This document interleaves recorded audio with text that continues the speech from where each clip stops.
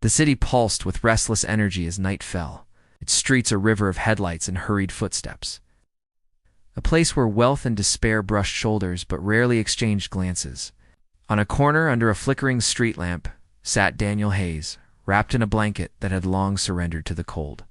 Once, years ago, Daniel had been a man with steady work, a roof overhead, and dreams that seemed reachable. But life had unraveled thread by thread until only shadows remained.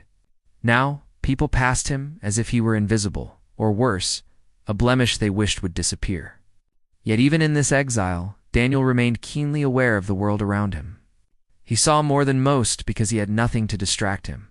He noticed the rhythm of traffic lights, the way engines surged like waves, the nervous tapping of business people waiting to cross the street, the exhaustion etched in the faces of mothers balancing grocery bags. His eyes had become windows that consumed detail after detail, storing it because observation was the only wealth he had left. That evening, the boulevard glittered with holiday decorations. Strings of white bulbs coiled around lampposts, store windows glowing with advertisements that promised happiness for a price. Daniel moved slowly along the sidewalk, not begging, not speaking, just existing within the current. He paused at a lamppost and leaned against the cool metal, scanning the crosswalk where families and couples gathered to wait for the light to change. Among them he noticed a well-dressed woman in a fur-lined coat, her heels clicking impatiently against the pavement as she adjusted a stroller. The child within, a boy no more than 6, fidgeted with restless energy, tugging at straps, craning his neck to see the parade of headlights. The mother glanced at her watch, lips pressed in frustration, unaware that her world was seconds away from tilting. At the red light, a sleek black luxury car idled, its polished surface reflecting the city's brilliance. Daniel, like everyone else, expected the car to glide forward smoothly when the light changed. Instead, a shriek of metal split the night. The car jerked violently, lurching into motion before the driver could prepare. The brake lights flared, then died. The engine roared as the vehicle surged ahead, no longer controlled but possessed, a predator lunging at the crosswalk. The driver's panicked hands pumped the pedal uselessly. Horns blared, voices rose, the crowd froze. People screamed warnings, but no one moved. The woman at the crosswalk looked up, and terror spread across her face. Her son had slipped free of the stroller and stood small and fragile in the lane of oncoming disaster. Blinking with confusion at the sudden cacophony, Daniel did not think. Thought was too slow. His body erupted into motion, instincts louder than fear. He launched forward, legs pounding the asphalt, his breath burning in his chest. The world blurred around him, reduced to one desperate goal: reach the boy before the car did. The engine roared louder, the headlights widened, and in the frozen second before impact, Daniel threw himself forward, arms wrapping around the child. He pulled him with every ounce of strength he had left, twisting his body so his own back hit the ground first. The car screamed past, missing them by inches, a blast of air smelling of burned rubber and death. A heartbeat later, it slammed into a parked truck with a thunderous crash that shattered glass and unleashed a storm of alarms. Daniel rolled across the pavement, clutching the boy tightly. His back scraped raw against concrete. His ribs ached, but the child was alive. Pressed against him, wide-eyed and silent. For a moment, Daniel's chest heaved with the weight of relief. "You're safe," he whispered hoarsely, though no one seemed to hear. Around them, chaos reigned. Pedestrians shouted, phones lifted high to capture shaky videos. Some rushing to the wreck, others to the woman whose scream had torn through the night. She forced her way forward, panic fueling her steps, until she stood over them, her hands trembling as she yanked the child into her arms. But instead of gratitude, her face contorted with accusation. "You," she cried, clutching her son as if from a thief. "What were you doing with him?" Daniel staggered to his knees, stunned by the venom in her tone. "I pulled him out of the way," he stammered, voice breaking. "Liar," she snapped, her fear twisting into anger. "You grabbed him. You tried to take him." The words struck him harder than the concrete had. Around them, murmurs rippled through the crowd, suspicion darkening the air. Strangers' eyes narrowed, seeing not a rescuer but a ragged figure with dirt-streaked cheeks and a coat that reeked of desperation. They saw a man holding a child and filled in the rest with their own fears. Daniel raised his hands slowly, palms open. "No," he pleaded. "The car was out of control. I pulled him away. I saved him." But his words drowned under the mother's frantic cries. Someone called the police. Now, the boy tugged at her sleeve, trying to speak, but she hushed him, convinced that terror had nearly stolen her child. Daniel's chest tightened as the wail of sirens grew louder, flashing blue and red painting the boulevard. Police cars screeched to a halt, doors bursting open. Officers rushed forward, eyes darting between the smoking wreck, the crying woman, the child clinging to her coat, and the ragged man with open palms. Over by the wreckage, the suited driver stumbled from his ruined luxury car, shouting about his brakes, but no one listened. The crowd's story was louder, and it pointed to Daniel. In that instant, he realized the cruelest twist of fate. He had thrown himself into danger to save a child. And yet the night was preparing to devour him for it. The sirens folded the night into sharp colors as the cruisers swung in. Doors flying open, voices barking, orders that cut through the static of alarms and smoke. Daniel kept his hands raised, palms out, the way a person does when he knows he has already been misread, and all he has left are open hands. An officer moved toward him, eyes scanning the scene. The crumpled black car, bleeding steam, the woman gripping her son, the circle of phones recording. Another officer peeled off to check the driver, who was babbling about a stuck pedal and a light that went from red to something else, and then everything just went. The mother pointed at Daniel, her voice ragged with adrenaline. "He grabbed my child," she cried. "He had him. I saw it." The boy tried to speak, and she shushed him, not out of malice, but out of a terror that had not yet unclenched. Daniel said, "I pulled him out of the lane. The car was coming. Please, listen." And for a moment, the closest officer hesitated, his gaze flicking to the fresh scrape on Daniel's forearm, to the skid mark that ended where two bodies would have been, to the drain of fear in the mother's eyes that made accusation feel like oxygen. "Put your hands behind your back," the officer said, voice practiced calm. Daniel turned, the cuffs bit, and the phones leaned in because a story had found its shape. The ride to the station rattled, the heater coughing warm air that smelled like dust. Daniel watched the city pass in smeared reflections, blocks he knew by smell more than sight, the bakery exhaust, the diesel ribbon at the bus depot, the damp breath of the river. The officer driving did not speak. In the passenger seat, another officer scrolled a phone, the blue and red lights washing his face and pulses. At the station, fluorescent lights made everything too simple and too cruel. Daniel sat at a metal table in a room built to soak up explanations and wring them for contradiction. A detective with a loosened tie and eyes that looked like they had seen. The hinge of too many nights entered with a folder and a paper cup of water. He set the cup down and sat across from Daniel without touching the folder. "Tell me what happened," he said, and Daniel told it clean. Because he had nothing to sell, and because truth is easier to carry when you have no other luggage, he described. The scream of metal, the stroller, the boy stepping free, the wide eyes, the rush, the grab, the tumble, the impact that did not happen because he made sure it did not. He spoke evenly until he reached the moment after. The finger in his face, the word liar, and there his voice blurred, because humiliation is a smoke of its own. The detective said nothing for a while, then asked questions that skimmed the surface of motive and opportunity and the way fear rewrites film in the mind. "Do you know the woman?" "No." "The child?" "No." "The driver?" "No." "Why did you run in?" "Because the car did not care." "Why didn't you wait for someone else?" "Because I was already there." The detective's pen stopped moving. He looked at Daniel's hands, the old calluses of work grown soft under street weather, the fresh scrape on the knuckle. He left the room with the folder still closed. In the hall, a coffee machine thunked. Somewhere, a printer fed paper to itself. The station's radio murmured its endless braid of small disasters. Daniel stared at the cup of water and did not drink because his stomach was a fist and his throat was a wire. In the lobby, a cluster was forming. Witnesses arrived with their versions held like tickets at a raffle. A man in a gray coat said he had seen everything, but when pressed could not say where the car had been when the light changed. A woman insisted Daniel had been standing too close to the stroller earlier, and admitted later she might have mixed him up with someone else because shadows are cheap and plentiful. The driver, hands shaking, told an officer he had stomped the brake and it had sunk to the floor like wet cardboard, that he had yanked the wheel and prayed to physics and money in the same breath. A city worker rolled in a traffic camera hard drive, while someone else called the department that owned the camera to find out if it had been working because sometimes it did not like the cold. The mother arrived with the boy, a blanket around his shoulders and soot smudges still ghosting his cheeks.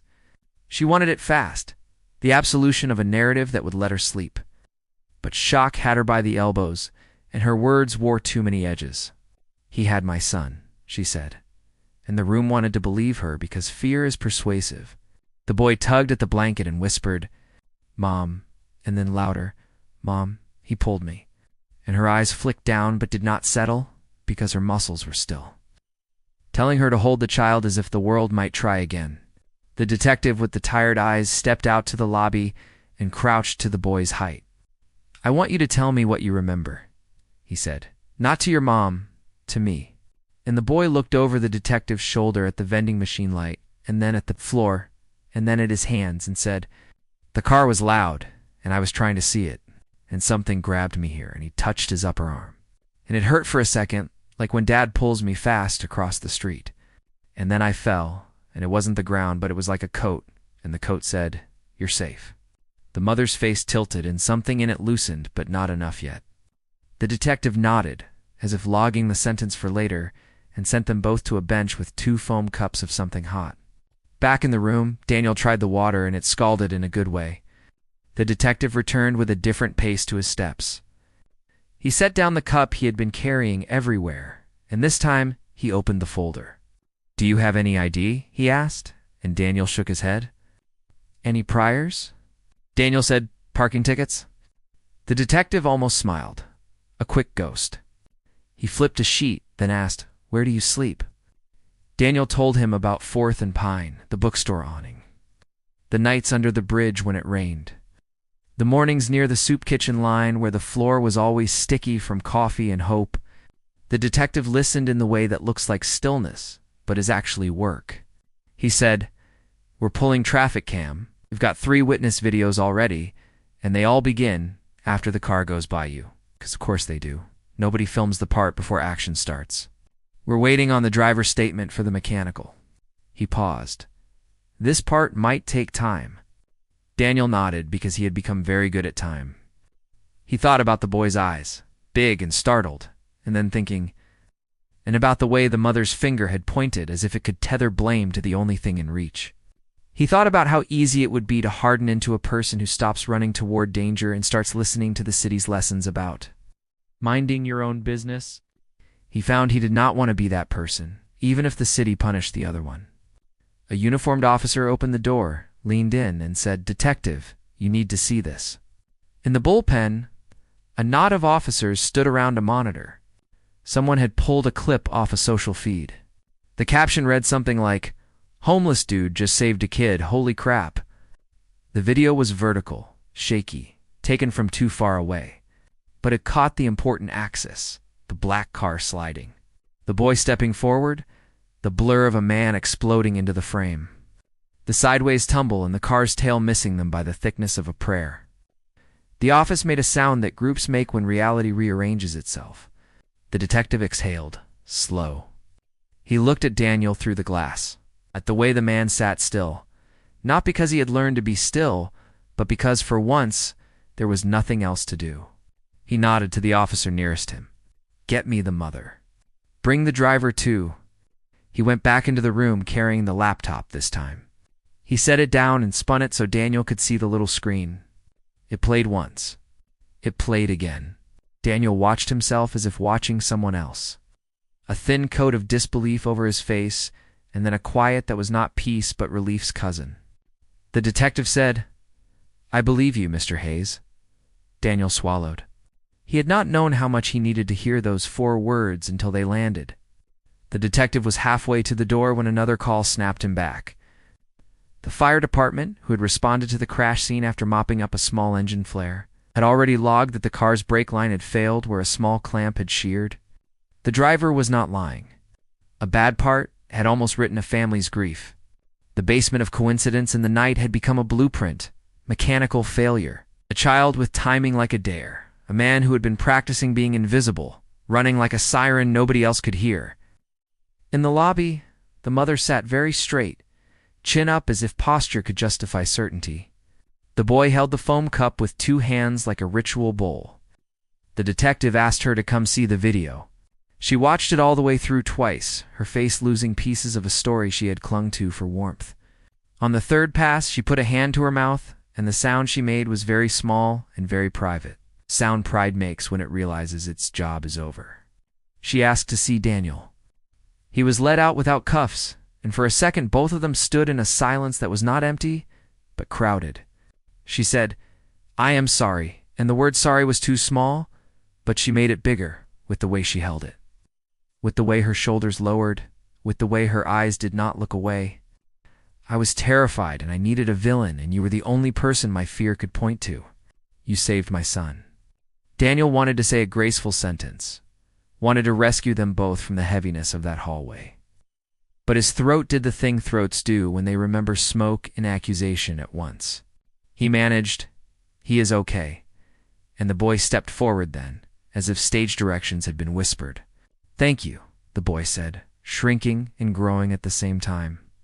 Daniel nodded and said, "Any time," and then, hoping to lighten a life that felt so heavy, he added, "But let's not make it a habit." A few feet away, a teenager in a hoodie waited with her mother, phone clutched like a badge. She had been the one to post the video first. She had also filmed 10 seconds earlier without realizing her camera was rolling, and that footage, when examined later, would show Daniel already leaning off the curb before anyone else understood the car was a problem. It would show decision traveling faster than fear. For now, the detective shook the girl's hand and said, "You did good." And she blushed into her hood like a turtle, because doing good felt stranger than likes. Daniel signed a form that said he was free to go and that the department appreciated his cooperation. A thin, bureaucratic leaf he tucked into the second-hand wallet the shelter had given him months ago. Outside, morning had finished shouldering the night aside. The street looked ordinary again, as if the boulevard had not just tried to write a tragedy and then crossed it out. The city breathed its cold breath and kept moving. On the steps, the mother caught up to Daniel. "I know you do not want anything," she said. And he almost laughed because want had been reshaped in him into words like warm and safe and sleep. She went on, "But I need to do something that is not an apology, but is also not charity. Will you meet me tomorrow at noon at the Foundation on 7th? He said he would think about it because thinking is free, and also because the day had already contained too many changes for one heart. She pressed a card into his hand anyway, her name in small print, a number under it, not a promise, just a door. He walked away with the sky, trying hard to be blue, and the wind reminding him who it was. At 4th and Pine, his spot looked smaller than he remembered. He sat the blanket around his shoulders and let his body hear that it had survived. Across the boulevard, someone stopped, recognized him from a clip that had already been seen by too many eyes to count. Said, "Hey man, you're the guy," and offered a coffee that steamed like good news. Daniel wrapped his hands around the paper cup and watched the lights cycle through its colors. The cars obeyed. The crowd obeyed. His heart, for the first time in a long time, did not. He did not know yet what tomorrow would be, or what 7th held besides a number and a choice. He only knew that the story, which everyone had tried to finish without asking him for a sentence, was not over. Morning found the city rinsed in pale sunlight, and the boulevard pretending nothing extraordinary had happened. As if tires had not screamed, and glass had not been scattered like bright seeds across asphalt the night before. Daniel rose stiff from his spot at 4th and Pine and touched the business card in his pocket the way a diver checks for air. Not because he had decided anything, but because a door is different from a wall, and he wanted to remember that doors existed. At 11:56, he stood outside the address on 7th, a glass building that held its reflections like a polite secret. The lobby smelled like citrus and clean carpet. A security guard looked up with the neutral face of a man paid to be a first. Gayton then softened when he recognized Daniel from a clip someone had shown him at dawn upstairs. A receptionist offered tea, and a minute later the mother stepped into the waiting area. Less armor, more human. Her voice careful in the places where yesterday had bruised it. "My name is Vivian," she said, as if offering context and contrition in one breath. "Thank you for coming."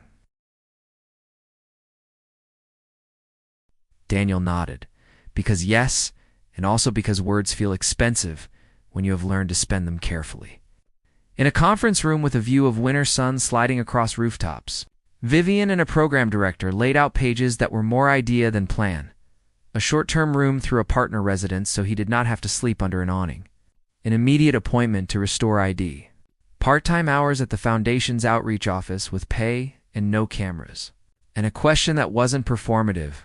What would be useful to you and to people who sleep where you sleep? Daniel listened, holding the cup with both hands, and then said slowly, "Useful is a program that does not talk about us but employs us. That teaches ordinary people how to do 3 things when something goes wrong in public space. See, signal, and share the job. Teach them to point and shout so others look where they should. Teach them to designate one caller for emergency services so 5 people do not say 911 into the wind while assuming someone else finished the sentence. Teach them how to look for the simple physics of danger wheels pointed downhill, engines revving, a stroller rolling, and how to move sideways, not freeze. Also microgrants for replacing ID and boots. People cannot climb out of a hole in socks." The program director wrote quickly, nodding. Vivian listened the way a person listens when her certainty has been humbled and her instinct to fix has been replaced by an urge to repair correctly. Then she surprised him. "I cannot undo yesterday," she said, "but I can do what the day after requires. Will you lead this with us for a pilot month? With pay? With a room? With the kind of respect you deserved at the curb before anyone pressed record?" He said something he had not expected to hear come out of himself. "Yes, but not if I am the only story you tell. Bring 3 others from the street into the room. Pay them for their time, and not with pizza."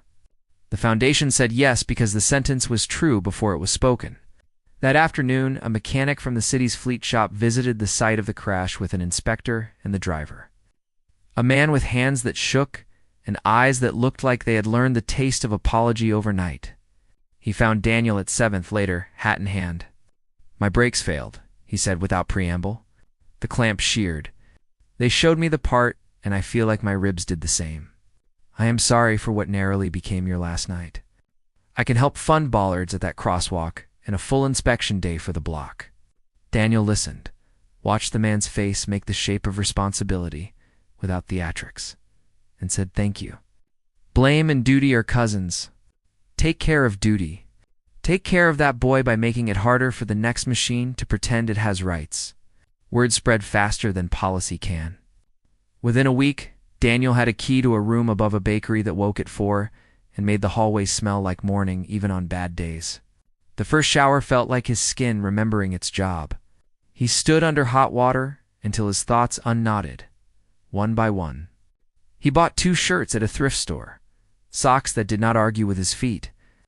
In a notebook that would hold the curriculum he kept building in his head between sips of free coffee and conversations with the men and women who knew the curbside universe better than any consultant could. He learned the Foundation's printer and how it liked to chew page 3 if he did not tap the tray twice. He learned the names of the front desk staff and the small heroics they performed daily, pointing someone to the legal clinic quietly, slipping toothpaste into a bag without making the exchange into theater. He took meetings he did not want and gave interviews he tried to avoid, redirecting spotlights toward the program rather than the accident. Not all attention was kind. The comments under the videos sorted themselves into 3 familiar piles: praise that made him itchy, cynicism that took the shape of conspiracy, and the quieter voices telling their own stories of being misread by a frightened world. Daniel did not wade in. He chose the human rooms, the ones with windows that opened, where faces outnumbered avatars. Vivian brought her son to one of those rooms on a Saturday morning when Daniel was testing a drill he called First Eyes with a group of teenagers and bus. drivers, and a retired nurse. The boy stood in sneakers he could run in and raised his hand to demonstrate the pointing and shouting part with such seriousness that two grown men laughed and then apologized to him for having done so. After, the boy handed Daniel a folded page. It was a drawing, a stick figure car with lots of angry lines, a stick figure boy with a blue shirt, and a taller figure with a coat that looked like a cape only because the artist had not figured out how to draw a flapping hem. The taller figure's speech bubble said, "You're safe." Daniel carried the drawing in his notebook like a credential. By the end of the pilot month, they had trained 112 people in 3 neighborhoods, installed reflective tape and fresh signage at the worst crosswalk, convinced a skeptical shopkeepers association to keep a bright vest and a small bullhorn behind 3 counters, and paid 5 advisors with lived experience for their time, their insight, and their bullshit detector. The Foundations Board, a table of polite gravity, asked Daniel to present results. He hated podiums, but he did not hate outcomes. So he stood and told them about milliseconds and about how panic breeds silence unless someone names the job and assigns it. He told them about a morning on Cedar when a delivery van rolled 2 feet before a kid named Leela said wheels, and 5 adults in aprons suddenly remembered physics. He told them about installing a cheap rubber wedge at the top of a sloping alley because no one had $30,000 for a gate, and that wedge cost $9 and saved more. He said, "We cannot make a city that never surprises us, but we can build reflex that turns fear into choreography." The board did not clap because it was not that kind of room. But a woman at the end, with a pen that looked heavy, said, "How much for another 3 months?" And the answer she heard was a number that could fit inside the furniture line item of any one of their offices. "Approved," she said, and Daniel felt a muscle he had not known was clenched release behind his sternum. Not every scene bent toward redemption. A radio host with a taste for outrage tried to bait him into a segment framed as, "Why are we making heroes out of vagrants?" Daniel declined the invitation with a sentence he practiced and meant, "I am not a hero. I was present and willing. Put a bystander skills instructor on your show instead, and she will make your listeners safer by noon." A tabloid photographer tried to catch him leaving the shelter with the implication that the room above the bakery was a lie. The Foundation's director answered with a boring PDF about transitional housing and a picture of a key that shut the story. Down in 3 clicks because Scandal hates paperwork? One evening in early spring, Vivian asked Daniel to meet her and the driver at the boulevard, where the accident had rewired all their lives. The city had installed 2 stubby steel bollards, and a third was waiting in plastic wrap for a crew with a drill. The driver had already contributed to a recall notice posted in 100 repair shops. Vivian had funded a brake check day behind the supermarket where immigrants who worked odd shifts could roll in and be waved onto ramps with no questions. That smelled like paperwork. The 3 of them stood 6 feet apart, like points on a triangle. The ugliness of that night now a ghost that visited only to ensure the furniture remained rearranged. "I thought the story would end when you forgave me," Vivian said, hands deep in coat pockets against a wind that still remembered February. "It didn't. It turned into work." He said, "Work is what forgiveness becomes when it wants to be believed." She nodded, looking at the crosswalk the way a person looks at a scar that no longer aches. The detective with tired eyes appeared one afternoon with a paper Daniel did not know what to do with. A letter of commendation with a city seal and his name spelled right. The detective cleared his throat like a signal and said there was someone else who wanted to say something. The officer who had cuffed Daniel on the curb stepped forward, hat in his hands, face stripped of patrol room bravado. "I read the report, and then I watched it," he began, the words awkward but honest. "I made a call with half a picture. I am sorry." Daniel thought about stinging wrists and the precision of that moment where fear had hired certainty as a cheap lawyer. "Do better next time," he said, simple as a tool. The officer nodded as if handed an assignment. Daniel replaced the damp cardboard at 4th and Pine with a laminated sheet listing shelters, clinics, and nights when volunteers would be under bridges with blankets. He wrote it in 10 lines, big fonts, Spanish on one side, English on the other, QR code at the bottom for the bold. He zip-tied it to the lamppost where his head had rested too many nights. A teenager in a different hoodie, different teen, took a picture and posted it with the caption, "The guy from the video did something small that feels big." The post vanished into the internet like everything else, and then returned as bodies in real places. 3 mothers with strollers showing up at a clinic they had been too embarrassed to ask about.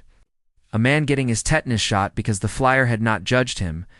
2 months after the crash at a street fair on Cedar, catering van popped out of gear while loading and began to roll backward toward a pocket of kids and a man in a dinosaur suit. It was not dramatic. It was the kind of almost you only notice when you are trained to name it. For people in approximated aprons from different booths shouted wheels in 4 different voices. A bus driver in his day off stuck his foot behind the tire out of instinct and then smarter hands shoved a wedge under. A volunteer in a bright vest pointed to the person with the radio and said, "You call? I'll wave," and the van's backward thought ended 3 feet early. There was no clip and no headline. Daniel heard about it from a girl who bought his coffee the next morning because she had seen his workshop once and because she liked how stories feel when they are tired of tragedy. He smiled into the rim of the paper cup and put another bright wedge into the kit he carried. On a Sunday with sky that had finally learned a warmer blue, Daniel met Vivian and her son at the park. The boy had a new sketch for him, the same 3 stick figures. This time with bollards that looked like little robots guarding the crosswalk. The speech bubble now had 2 voices, one saying, "You're safe," the other saying, "I know." They ate pretzels on a bench while a brass band 2 lawns away tried to teach Joy some scales. Vivian said there is a permanent position if you want it, with health insurance and a thing called paid time off that you will hate until you try it. He laughed for real at that, and then did not answer for a while because answers deserve breathing room when they carry this much weight. He looked at the boy who was currently arranging mustard packs into a little fortress and said, "I will take it if we keep the part where the room above the bakery stays tiny and the work stays big." Vivian shook his hand like a contract worth more than signatures. That night, in the small room that smelled like loaves waking up downstairs, Daniel opened the window and let warm bakery air and city wind mix. He set the commendation letter in a drawer under socks because it did not need to be looked at daily to remain true. He slid the child's drawing into a frame someone from the office had left on his desk with a sticky note that said, "For your wall," a phrase that had not belonged to him in a long time. He washed his cup and let it dry on a towel because routine is a slow engine that takes you somewhere if you feed it small, honest fuel. He thought about the curb and about that thin, loud second between the roar and the grab, about how often life insists on being measured in moments and how little control we have over which moments choose us. He thought about the word hero and how it sticks to people who would rather not wear it, and how the better word might be neighbor, the kind that gets up before the alarm when the hallway smells wrong. He fell asleep to the sound of trucks backing into the alley and a baker humming a song from somewhere else. Morning arrived like permission. On his way to the office, he paused at the same crosswalk, watched the light cycle, watched a stroller wheel bump a seam and then proceed. Watched 2 teenagers step back on a shout that was more habit than fear. He put a hand to the bollard like a person greeting a friend and crossed when it was time. It's not because the system told him to, but because he had helped teach the system manners. The city, imperfect and alive, moved around him, and for the first time in a very long time, he moved with it. Name intact, work ahead. A door behind him left open on purpose for whoever needed it next.